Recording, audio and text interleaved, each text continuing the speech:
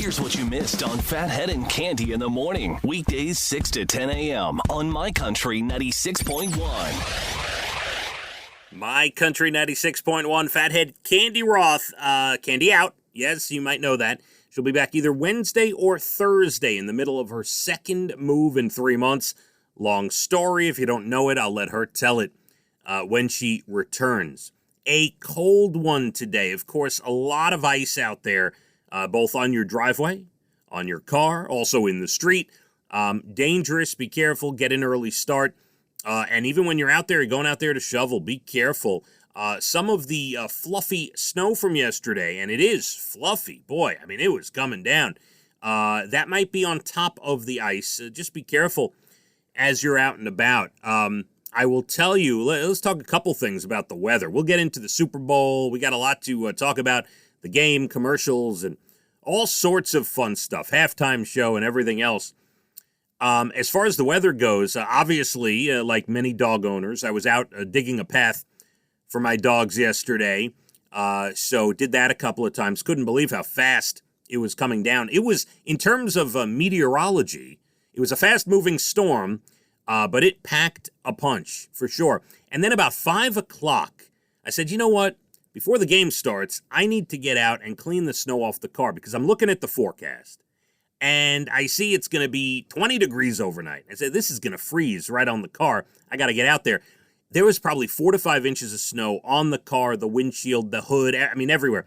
I cleaned off the cars as best I could. Of course, I'm sure there is a thin layer of ice all over the car. It probably looks completely frozen today, but at least I got the bulk of it off. So expect heavy snow on your car this morning, and in some cases, a lot of ice. So I'm just glad I did some of that last night and got a bunch of it off. Now, can I just say, I want to send a message to my school district, who decided, some are closing today, some are doing all virtual today, some are doing 2-hour delayed starts. That seems to be, those are the three different things. My school district decided to do a 2-hour delayed start, which I struggle with this. I struggle with the decision of any district to do that, considering we have the ability to learn virtually. So you're already, now, luckily, let me backtrack. I have the ability, luckily, the job that I have, to be able to deal with a 2-hour delayed start, to get my kids to school and all that. Some parents don't have that. If there's a 2-hour start, it might as well be an all-day virtual, because they have to figure out something to do with their children. But luckily, I'm in an okay position. So, I know there's other people who are dealing with this worse than me. But when you have an incredible amount of snow out there, and the layer of ice on the roads and the driveways and the cars, and you're going to do a 2-hour delayed start, so the kids literally get 3 hours in school. We have the ability to go virtual. I mean, I struggled with this all night. Is it that important to get the kids in for the 3 hours in person when you could just get on and go virtual, and, you don't have to deal with the ice and the snow, and you can dig out at your own leisure? And anyway, wasn't thrilled about that. So after the show, I will be digging out and getting the kids to school. Thank you, school district. I appreciate it so much. As far as the football game yesterday, putting aside the fact that hindsight is 20/20, and, you could sit here Monday morning quarterback and say, oh yeah, Tom Brady was at home, and he was in Tampa, and he's the GOAT, and all that, all that stuff. Here's the truth. From a real football perspective, just watching the game last night, it was hard to watch. And in a sense, what I mean is, hard to watch Patrick Mahomes on a hobbled leg. By the way, he's having surgery soon on his toe. He has a bad toe. You could tell he was hobbled.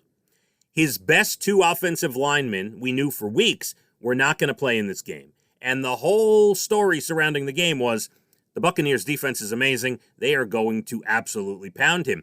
And boy, did that come to fruition. He was running for his life all night, and it was tough to watch. By the end of the game, the last 3 or 4 minutes, I'm yelling at the TV. I'm like, can someone just let this guy go lay down and take a nap? I mean, it was a tough situation. So much so that Patrick Mahomes, while scrambling, ran for 497 yards yesterday in scramble yards. That is the most by any quarterback in 5 years in the NFL. While scrambling, being chased, by the Buccaneer defenders, he ran for a total of 497 yards. Let me say that again. The most in 5 years. Truly an amazing sight to see. It was just a pounding from the beginning. And kudos to Tampa Bay, and kudos to Tom Brady, who is the greatest of all time. And I will say this as a person who has hated Tom Brady his whole life, a New York fan, hating the Patriots. If you don't admit he's the greatest of all time, probably in any sport, then something is right. And by the way, I'm not saying greatest athlete. Michael Jordan was a better athlete, okay? Muhammad Ali and LeBron James, better athletes. Forget about athleticism. The guy can't run a lick. But there is no greater winner in the history of American sports than Tom Brady. It's an amazing feat. You got to give him all the credit. And for someone who has hated him his whole career, I congratulate him. And it's absolutely amazing. It's the greatest thing I've ever seen in sports for him to leave the Patriots, go to Tampa Bay, and do it again. Absolutely incredible. We'll go through the halftime commercials, Super Bowl commercials, other stuff there in just a little bit. My Country, 96.1. Phathead and Cande in the morning, weekdays 6 to 10 a.m. on My Country 96.1.